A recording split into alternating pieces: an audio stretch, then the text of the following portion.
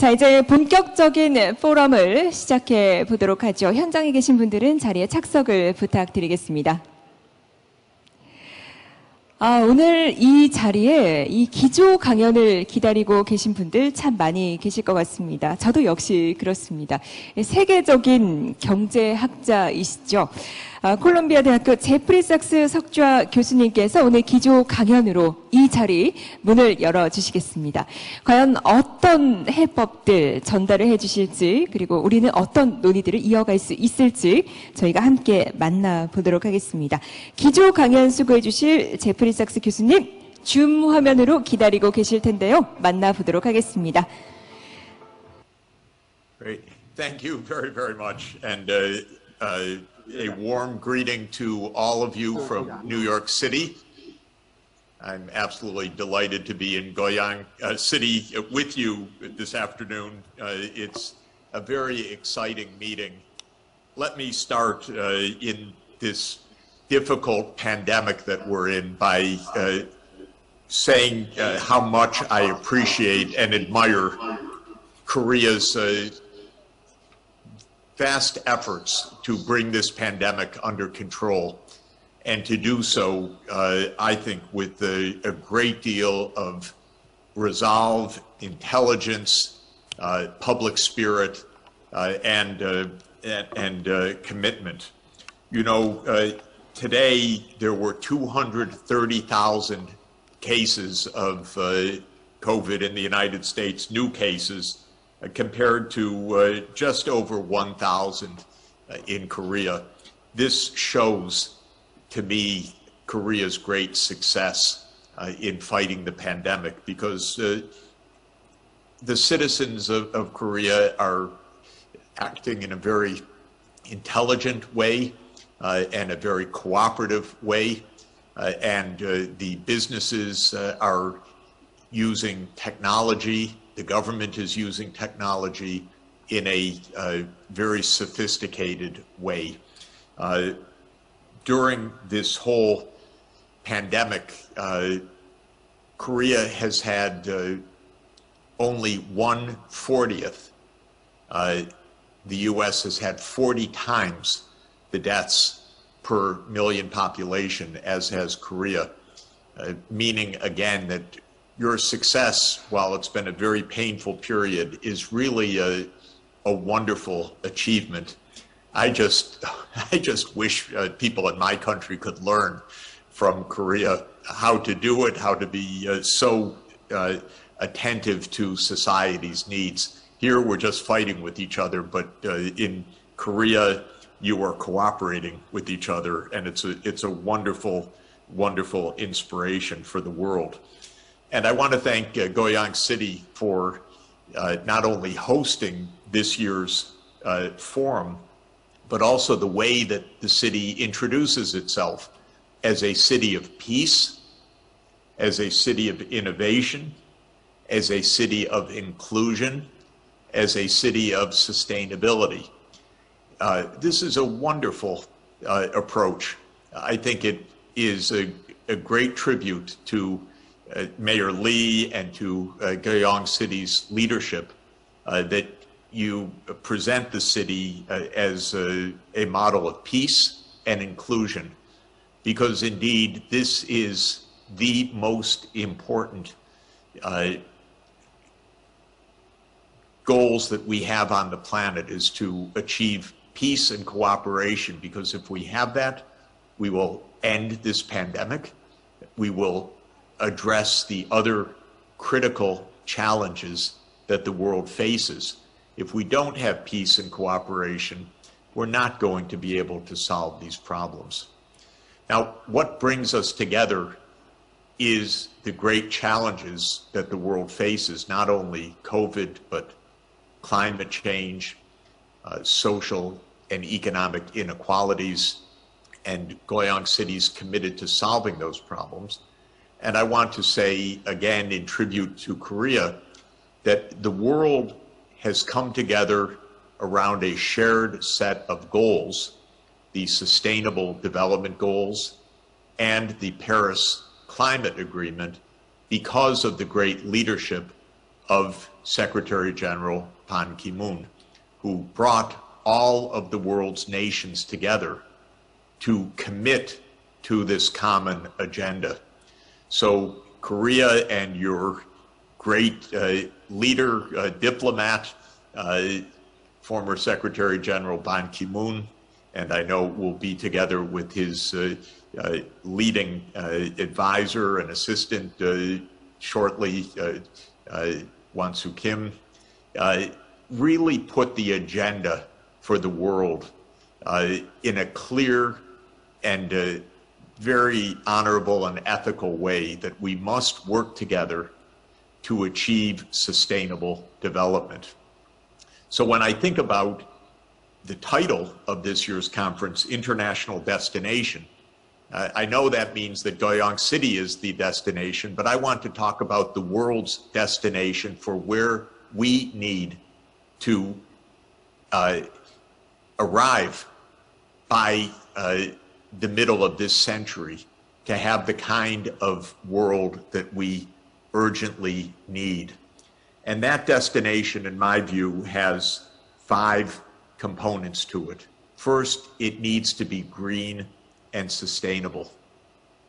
Second, it will be a high-tech digital destination as well.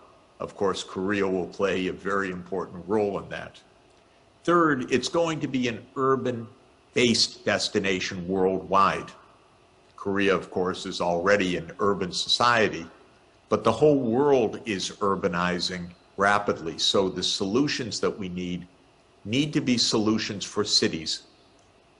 The fourth point is that I believe that the world is heading towards a world of regional cooperation. So I'm looking forward to a world in which Korea is working cooperatively and closely with China, with Japan, with the other countries of East Asia, Southeast Asia, Oceania, within this great and dynamic region. And the fifth destination for the world is a multipolar world, a world in which there's not one leader, if there ever was one like the United States, but a world in which different regions are all actively contributing to global solutions without one superpower or even just a few superpower countries, but rather all regions of the world. East Asia, South Asia, the African Union, Europe, the United States, Latin America, all playing important roles in a global cooperative environment. That's the destination that I believe we need to aim for. It is the spirit, I know, of Goyang City, and it is those objectives that I want to spend just a few minutes to discuss quickly. The first destination, as I said, is a green destination. Korea had a terrible heat wave last month, but all over the world, July was the warmest month in the history of the planet in recorded time. So for the last 200 years, certainly, and probably for a lot longer than that, July was the warmest month that we ever had. And that's because we are on a dangerous path of global warming. And we need to change dramatically to a zero carbon energy system and to sustainable land use so that we stop the greenhouse gas emissions and stop this dangerous human-made warming of the environment. Thank goodness Korea has adopted a Korean Green Deal for a green and digital future. All countries in the world need to do this. And so I believe and hope that Korea will give inspiration all over the world that yes, we can make the transformation to zero carbon energy, to a hydrogen economy, a renewable energy economy, a zero emission economy, and to do that no later than mid-century. Obviously, the second point is we will move to a digital world. We will move quickly to a 5G world, but by the time we reach mid-century, maybe we'll be in the 8G, 8th generation of digital revolution. And Korea is a world leader, of course, in this area, one of the great producers of the cutting-edge semiconductors, of the chips, of the technologies that deploy advanced digital capacity. Please stay in the lead. We need digital solutions. The third area I mentioned, urban, will mean cities that are green and digital in the future. Now, the world as a whole is already predominantly urban. About 56% of the world population currently lives in cities. But by mid-century, that will be 70%. And the United Nations estimates that the population in the world's cities will rise by approximately 2.3 billion people between now and 2050. Just 28 years, 4 months away, an additional 2.3 billion people will be living in the world's cities. They will need infrastructure. They will need technology. The cities will have to be based on clean energy, basically electrification, and electrification of buildings, of transport, of the vehicles, all operating on smart grids. And remember that Africa alone will add nearly 1 billion people to urban areas. China, another 200 million. India, another 400 million. All of those growing cities will need advanced technologies of the kind that Korea can offer. So we should be thinking about the city of the future as an all-electricity city, as a zero-carbon city, as a city run by electric transport, no more internal combustion engines, as a digital city, as a city where services like education, healthcare, and government will be substantially online. Many people will work from home or work from local cafes. There will be more leisure time and more green areas, fewer vehicles, and more green space and high quality of life if we plan the urbanization in the right way. The fourth point that I want to emphasize is the need for regional cooperation. This is very difficult. The three big countries of Northeast Asia, Korea, China, and Japan, have lots of challenges, difficulties of cooperation, historical barriers to cooperation. But if you think about it, the three countries are the powerhouses of the green and digital technologies for the future. So as a friend of Korea and a visitor to your region often, I so much hope for close collaboration and cooperation among China, Korea, and Japan, because I know with the talents and the cutting-edge technologies in your region, the collaboration among the three would change the world in a hugely beneficial way, offering new approaches, new solutions, ways to achieve climate safety even faster, ways to use digital services that are even more inclusive. And so I believe that every region should be a region of peace and a region of close cooperation. And by having that close cooperation and collaboration, solutions to decarbonizing energy or electrifying transport will go much faster and will be much more successful. And if the three countries cooperate closely together, they will find a world that is desirous of the technologies and the products that they have to offer. I noticed, by the way, that the lead Danish shipping company, Maersk, today announced that it's going to green shipping. And when it made that announcement, what did it announce? It announced that it is buying those green ocean vessels from Hyundai, naturally.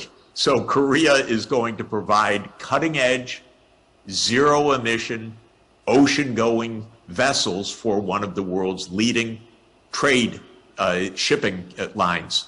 And this, I think, is the natural future for Korea and for Northeast Asia. Finally, I mentioned that the destination should be a multipolar world.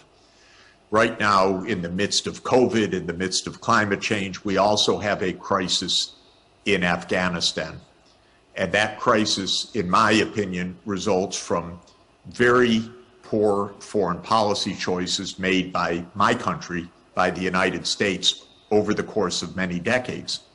But one of the mistakes that the United States made was the belief that it could somehow manage the politics through military force in Afghanistan. Well, that was a wrong idea. The solution for countries like Afghanistan are regional cooperation, not outside powers. And we need that kind of cooperation everywhere in the world. So I felt very grateful to hear Goyang City declare that this conference was a conference about peace, and Goyang City is a city that wants to lead with peace. Let me conclude by thanking you again for the opportunity to be with you and to join the panel coming up, but also for the opportunity to thank Korea for its wonderful leadership role in the world in sustainable development. It was one of the greatest joys of my life to be an advisor to Secretary General Ban Ki-moon and to be a friend and co-worker with Won-soo Kim and with so many leaders in Korea who are paving the way for the future that we want. So thank you so much for having me today.